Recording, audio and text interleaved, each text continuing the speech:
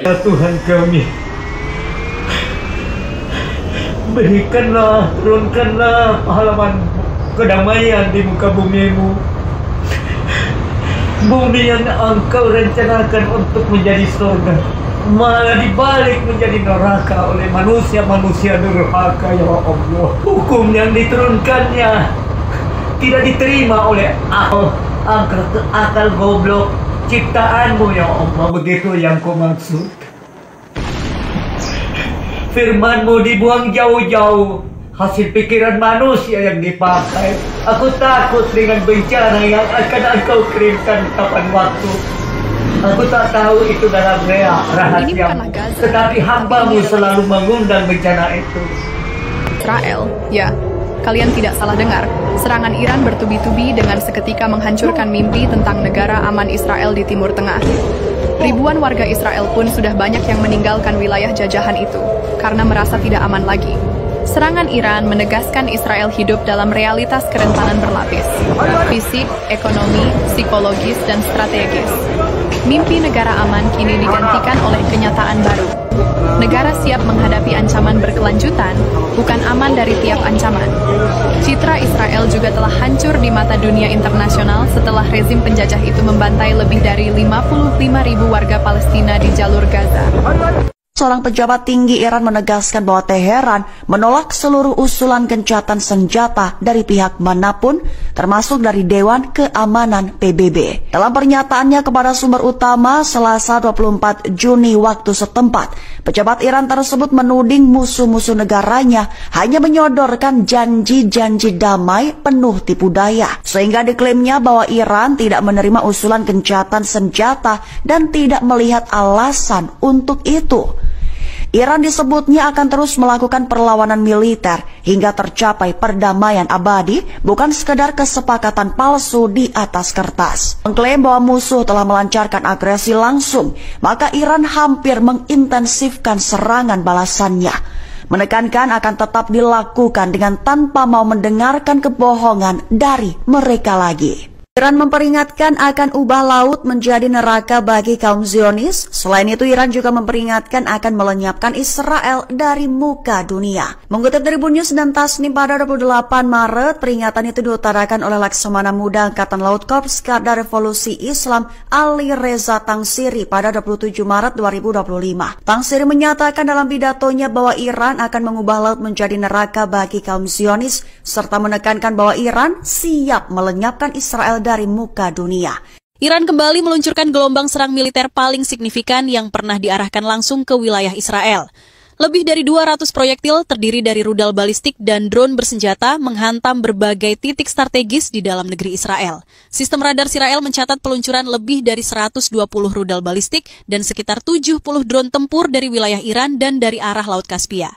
Semua diluncurkan hampir bersamaan, bukan acak melainkan dengan sistem terkoordinasi. Inilah pertama kalinya sejak Iron Dome beroperasi, di mana sistem pertahanan Israel terpaksa memilih target secara selektif karena volume ancaman terlalu besar untuk ditangani sekaligus. Ditambah lagi dalam sebuah video yang memperlihatkan bahwa sistem pertahanan udara Iron Dome Israel mengalami malfungsi dan diduga telah diretas. Rudal pencegat yang ditembakkan sistem tersebut justru berbalik menghantam wilayah Israel sendiri. Apakah ini yang disebut kegagalan kritis dalam infrastruktur pertahanan atau senjata makan tuan? Serangan bertubi-tubi rudal Iran ke Israel porak-porandakan infrastruktur strategis Israel di Tel Aviv. Perdana Menteri Israel Benjamin Netanyahu mengatakan bahwa negaranya jadi korban kebrutalan rudal Iran. Israel menyelang lebih dulu, lalu merasa menjadi korban belakangan. Apakah ini taktik Israel mencari simpati dunia? Apakah tak ada kata berhenti untuk serang Israel? Seruan gencatan senjata yang hanya drama Amerika tak masuk ke kuping pemimpin Iran. Apalagi setelah Israel masih saja menyerang wilayah Iran. Bukannya mundur, Iran justru makin menggila. Ribuan rudal hipersonik ini telah diluncurkan ke arah Israel, menghantam kota demi kota, membuat suasana bak kiamat kubro. Langit dipenuhi cahaya ledakan, dan warga Israel panik mencari tempat berlindung. Dunia hanya bisa terpaku menyaksikan bagaimana Iran benar-benar membalas dendam tanpa kompromi.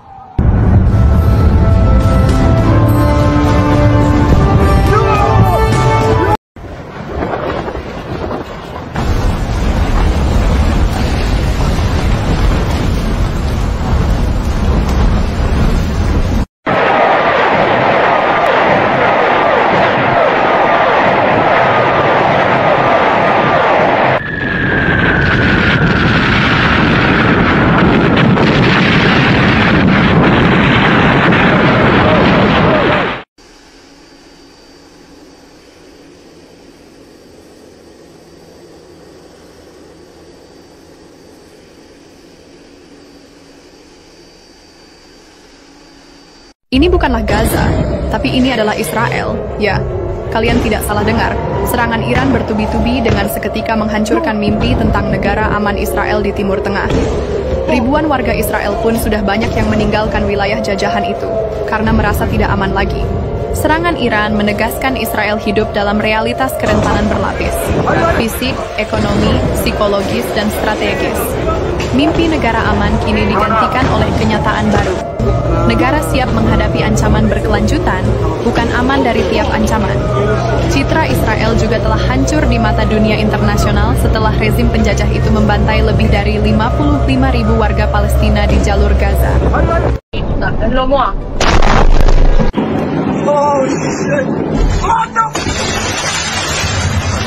Kali ini Iran benar-benar gila dan hancurkan kantor Presiden Israel, di mana setelah Israel melanggar perjanjian gencatan senjata dan serang ibu kota Iran, yaitu Teheran.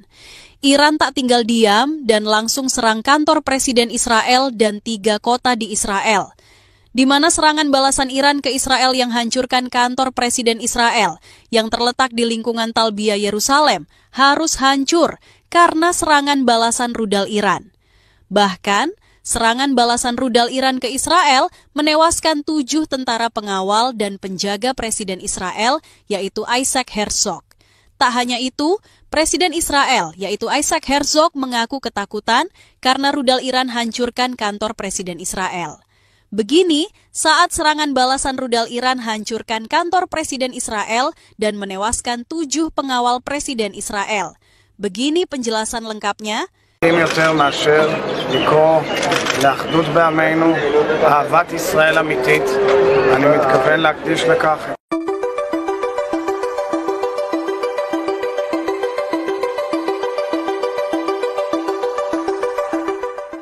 Israel kini babak belur hadapi 3 negara dengan senjata nuklir sekaligus. Nasib Israel benar-benar di ujung tanduk. Setelah luluh lantak diserang Iran, kini penderitaan Israel berlanjut. Pasalnya ada 2 negara lain yang menyatakan siap menyerang Israel. Dan parahnya, 2 negara tersebut sama-sama memiliki senjata nuklir. 2 negara yang mengikuti langkah Iran membombardir Israel adalah Pakistan dan Korea Utara. Pakistan menyatakan solidaritas sesama negara muslim. Apabila Israel menyerang Iran dengan senjata nuklir, maka Pakistan pun akan melepaskan nuklirnya ke kota Tel Aviv. Hal yang sama juga disampaikan Korea Utara. Meski bukan negara muslim, Korut tetap menyatakan dukungannya kepada Iran. Dukungan itu didasari hubungan diplomatik kedua negara. Sehingga jika Israel menyerang Iran dengan senjata nuklirnya, maka Korut tidak akan segan melakukan hal yang sama. Atas perintah Kim Jong-un, Korut bersiaga menyerang Israel dengan rudal nuklirnya. Sampai kapanpun, Israel nggak akan benar-benar menaklukkan Palestina. Lah kok bisa? Secara teknologi mereka jauh lebih unggul. Senjata lengkap, ekonomi kuat, bahkan dukungan dari negara-negara besar juga dapat. Jadi gini, ada hal yang nggak bisa ditaklukkan pakai kekuatan militer. Penjajahan itu nggak bisa bertahan selamanya. Lihat aja sejarah. Semua imperium besar kayak Inggris, Uni Soviet, sampai kolonialisme Belanda, semua akhirnya runtuh. Bukan karena kalah senjata, tapi karena rakyatnya nggak berhenti melawan. Dan Palestina udah 70 tahun lebih tetap berdiri. Walau terus ditekan, semangat perlawanan mereka malah makin kuat. Itu namanya daya tahan sosial, dan itu kekuatan yang jarang bisa dikalahkan.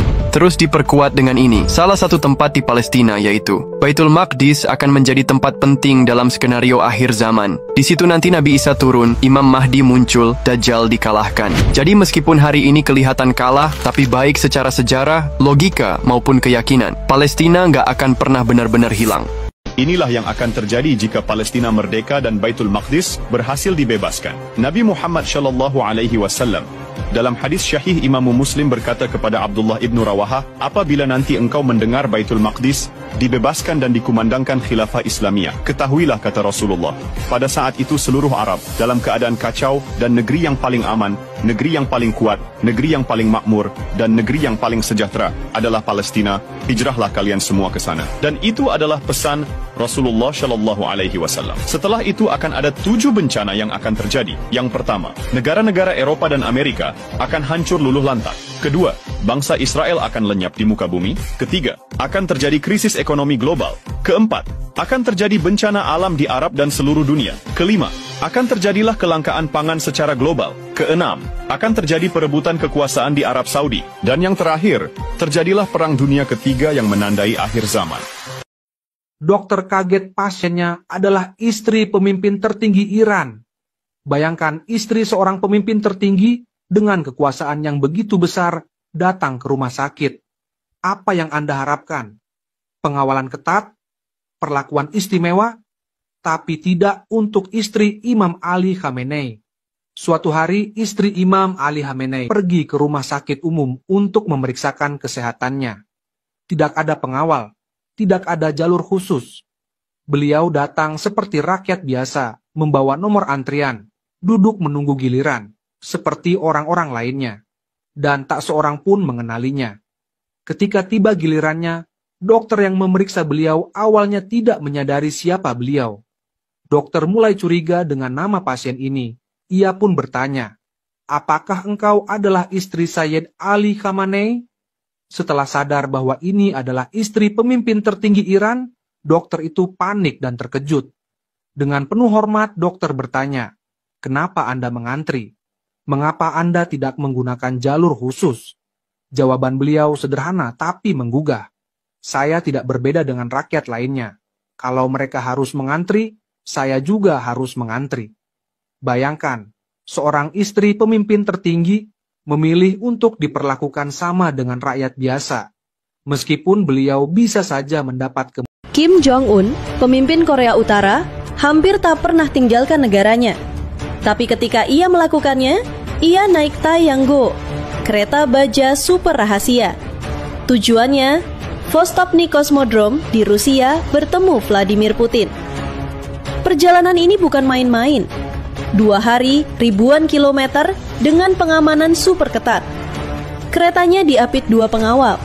1 di depan memeriksa jalur, 1 di belakang penuh pasukan bersenjata berat. Dari udara, helikopter militer mengawasi. Di darat, personel sudah lebih dulu dikirim ke titik-titik rute. Kereta ini lebih dari sekedar transportasi. Di dalamnya, ruang kerja lengkap, peta besar, sambungan satelit, bahkan penyanyi pribadi. Interiornya mewah, sofa hijau pink, lantai kayu mengilap, restoran dengan menu Korea, Jepang, Prancis. Tapi juga penuh pertahanan. Jendela anti peluru, dinding tahan ledakan, rudal anti pesawat, senapan mesin, bahkan helikopter darurat. Karena bobot dan perlindungan ekstrim, kecepatan maksimalnya cuma 60 km per jam. Setiap stasiun yang dilewati dimatikan aliran listriknya. Di Korea Utara, ada 20 stasiun yang dibangun khusus untuk kereta ini. Kebenaran mulai terkuak. Di balik hujan rudal Iran ke jantung Israel, ada bayangan kekuatan timur jauh yang turut bermain, Korea Utara. Iran melancarkan serangan terbesarnya, menggunakan rudal balistik berat seperti Fatah dan Emad, dengan jangkauan hingga 1.700 km dan hulu ledak seberat 750 kg. Sistem pertahanan udara Israel, termasuk Iron Dome, mulai kewalahan, stok rudal pencegat menipis, Bahkan sistem pertahanan roket ringan terpaksa digunakan menghadapi rudal berat. Namun, banyak yang gagal dicegat. Puing-puing rudal jatuh menghantam pemukiman. Dan inilah yang mengejutkan. Analis mengungkapkan teknologi rudal Iran memiliki kemiripan kuat dengan rodong milik Korea Utara. Artinya, Iran mungkin telah menerima transfer teknologi dari Pyongyang, sebuah kolaborasi antara dua negara yang dibenci Barat. Korea Utara mungkin tak muncul di berita utama, tapi dari balik bayangan, mereka membantu Iran menembus langit Israel. Ini bukan lagi sekedar konflik Timur Tengah, namun babak baru dalam pertarungan Blok Timur versus Barat. Pakistan dikabarkan akan melancarkan serangan dengan senjata nuklir ke Israel jika Tel Aviv nekat menyerang Iran juga dengan senjata nuklir. Hal itu disampaikan pejabat senior Korps Garda Revolusi Iran Jenderal Mohsen Rezai. Melansir laman cnnindonesia.com, Pakistan telah menyatakan dukungannya terhadap Iran pada Sabtu lalu. Pakistan juga menyerukan negara-negara Muslim untuk bersatu melawan Israel. Dukungan penuh Pakistan itu disampaikan langsung oleh Menteri Pertahanan Khawaja Asif di Majelis Nasional. Tahukah kamu bahwa menyerang Iran lewat darat hampir mustahil? Dalam sejarah, hampir tidak ada kekuatan besar yang berhasil menginvasi Iran, mulai dari bangsa Romawi, Turki, Mongol, Rusia, hingga Arab. Alasan utamanya adalah letak geografis Iran yang sangat sulit ditembus. Pegunungan tinggi seperti Zagros di barat dan Alborz di utara menjadi penghalang alami. Di bagian dalam wilayahnya, terdapat gurun luas seperti Dasht-e Kafir dan Dasht-e Lut yang menciptakan medan yang keras dan berbahaya, sehingga sangat menyulitkan serangan darat. Selama lebih dari 500 tahun, Iran tetap ada di peta dunia dengan batas negara yang nyaris tidak berubah. Banyak kekuatan besar pernah mencoba menguasai Iran, terutama karena posisinya yang sangat strategis. Iran terletak di pertemuan tiga benua, Asia, Eropa, dan Afrika, menjadikannya titik penting dalam perdagangan, penaklukan, dan pengaruh kekuasaan. Menguasai Iran berarti menguasai pintu penghubung antara berbagai kekaisaran. Selain itu, Iran juga dikelilingi oleh 3 perairan penting, Laut Kaspia di utara, Teluk Persia di selatan, dan Teluk Oman di tenggara. Yang paling penting, Iran menguasai salah satu sisi Selat Hormuz, jalur laut sempit yang menjadi titik penting perdagangan energi dunia. Sekitar 20% minyak dan gas dunia melewati selat ini, yang menghubungkan Teluk Persia dengan Laut Arab. Karena itulah, posisi geografis Iran sangat penting bagi keamanan energi dunia.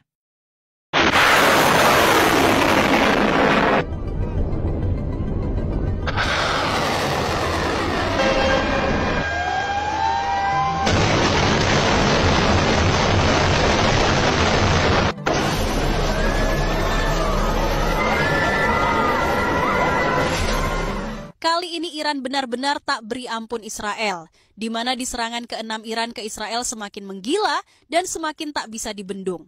Di mana di serangan ke-5 Iran menghancurkan 3 kota Israel. Namun di serangan ke-6 Iran tak lagi hancurkan kota-kota di Israel. Tetapi saat ini rudal Iran hancurkan industri terbesar Israel, yaitu minyak dan gas bumi yang berada di ladang gas Tamar dan Leviathan di lepas pantai Mediterania, yang merupakan sumber penghasilan terbesar Israel harus hancur karena serangan balasan rudal Iran. Bahkan salah satu pengusaha terbesar dan terkaya di Israel, yaitu Eyal Ofer, mengaku alami kerugian besar karena rudal Iran hancurkan ladang gas terbesarnya. Begini saat rudal terbaik Iran lumpuhkan industri Israel. Warga Amerika turun ke jalan. Mereka teriak, "Kami tak mau mati demi Israel." Demo besar-besaran meledak di Amerika. Rakyat menolak keputusan Presiden Trump yang menyeret AS ke dalam perang melawan Iran demi kepentingan Israel. Padahal secara konstitusi, seorang presiden harus mendapatkan persetujuan Senat sebelum menyatakan perang. Tapi Trump ngeyel. Hal ini juga melanggar pasal 51 Piagam PBB yang melarang agresi tanpa serangan awal. Iran berhak membela diri. Publik AS tak lupa 4.487 tentara gugur di Irak akibat keputusan gegabah yang mirip. Kini mereka berkata tegas, "Kami tidak mau peristiwa berdarah itu terulang." Bahkan pemimpin dunia seperti Putin dan Xi Jinping sudah memperingatkan, jika AS terus memprovokasi, konsekuensinya bisa tak terbayangkan. Waduh.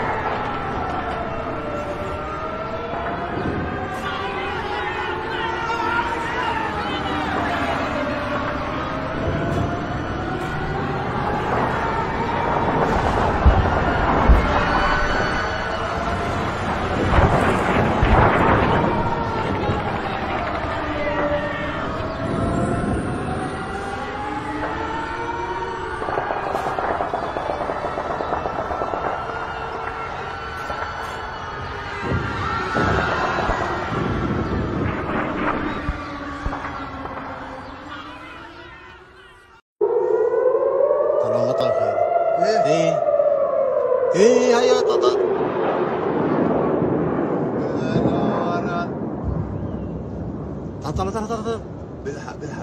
كبر ورا وينه انت شايف؟ ايوه يا زلمه ايه اختفى هي طلع راح شفيت مش راح نقدر نشرد احنا اذا ايه كمان واحد يا عفو الله الصوت ضرب هذا ضرب في الارض طلع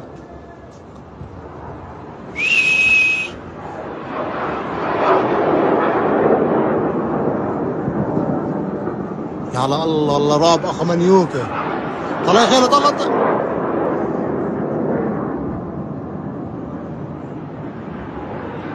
خيالي طلع صاروخ وين جاي محمود يا عفو الله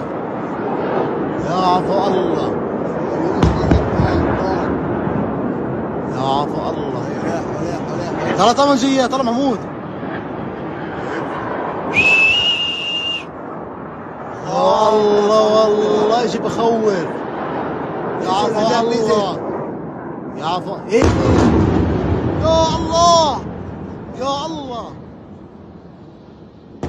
يا الله يي القزاز يي يضربون يي على الله روح يا على عفو الله وين اجا ولا مزمنا اجا هنا عندي يا على الله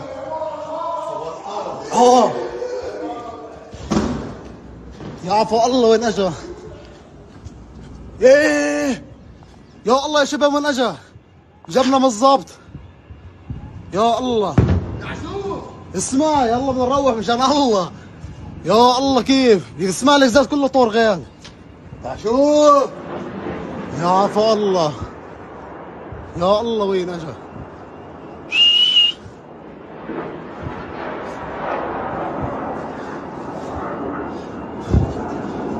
طلع وين بيطلع محمود اسمع مش طبيعي في شيء مش مظبوط طلع لسه بيطلع